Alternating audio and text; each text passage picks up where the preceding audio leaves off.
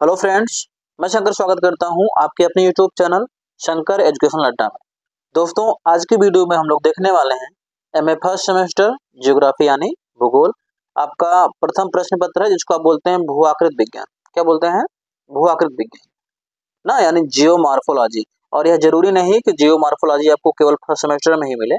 कभी कभी आपको थर्ड सेमेस्टर में, सेकंड सेमेस्टर में, फोर्थ सेमेस्टर में, ठीक है ना, मिल सकता है। लेकिन जिस भी आपके कोर्स में ए भू आकृति विज्ञान यानी जियोमॉर्फोलॉजी है, उसके लिए वीडियो क्या है, काफी कारगर है। चलते हैं आगे बढ़ते हैं, देखते हैं कौन कौन से प्रश्न इसमें देखा जाएगा।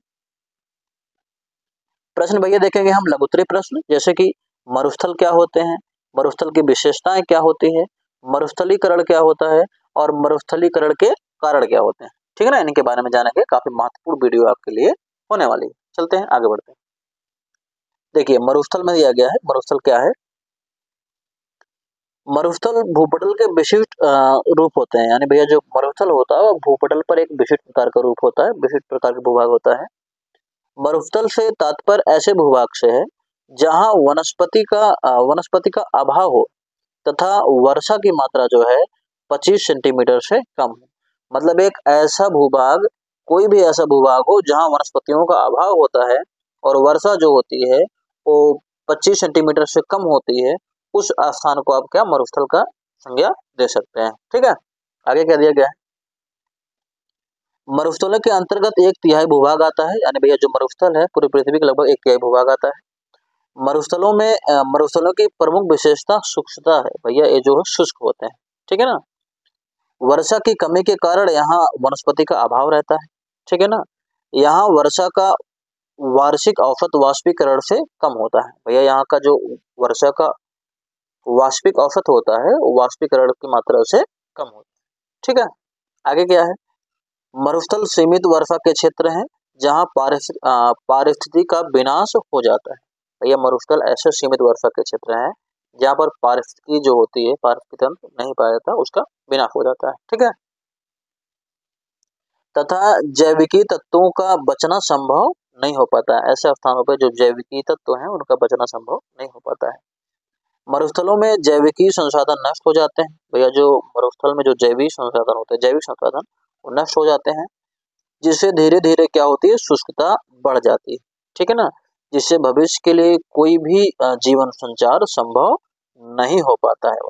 ठीक है, ऐसी स्थिति में चारों ओर जो है सन्नाटा, रेत की अधिकता और साए साए करती वायु चलती है।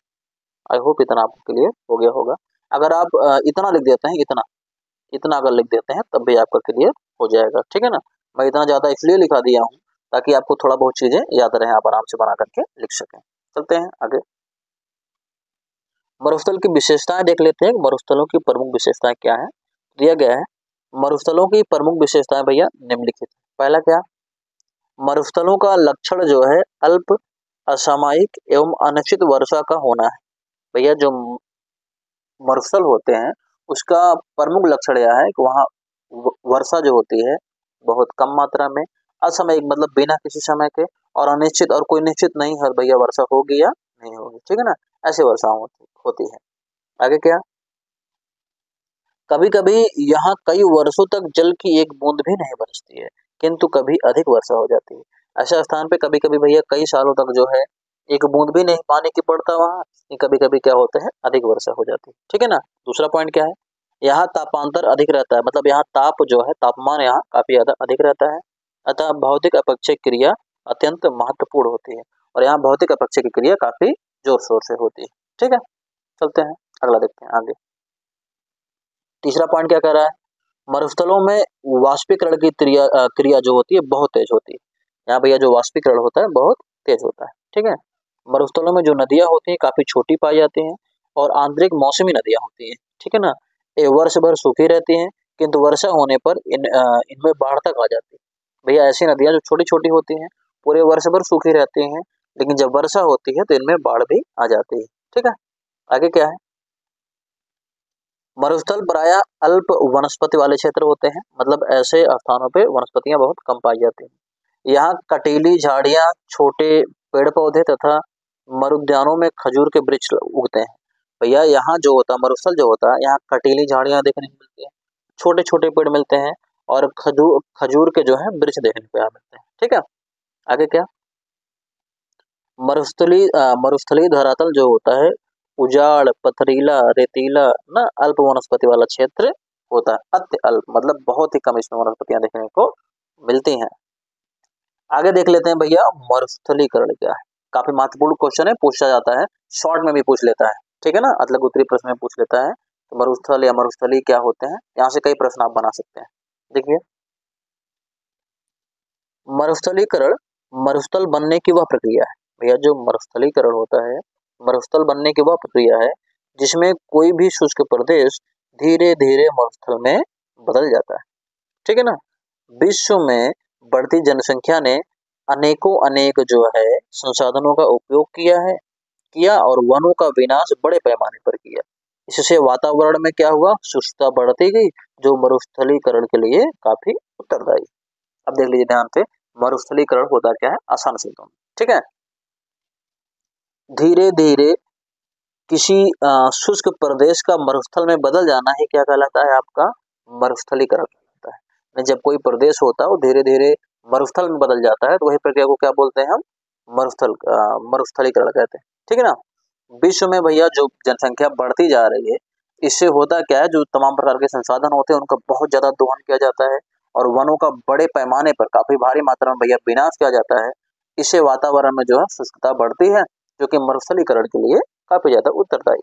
ठीक है, चलते हैं मरुस्थलीकरण के कारण देख लेते हैं। कारण क्या है, देखिए दिया गया है, मरुस्थलीकरण का प्रमुख कारण जो है वर्षा की कमी का होना है। यहाँ वर्षा कम होने के निम्नलिखित कारण, यहाँ वर्षा जो कम होता है क्यों होता है उसको निम्नलिखित कारण दिए गए हैं।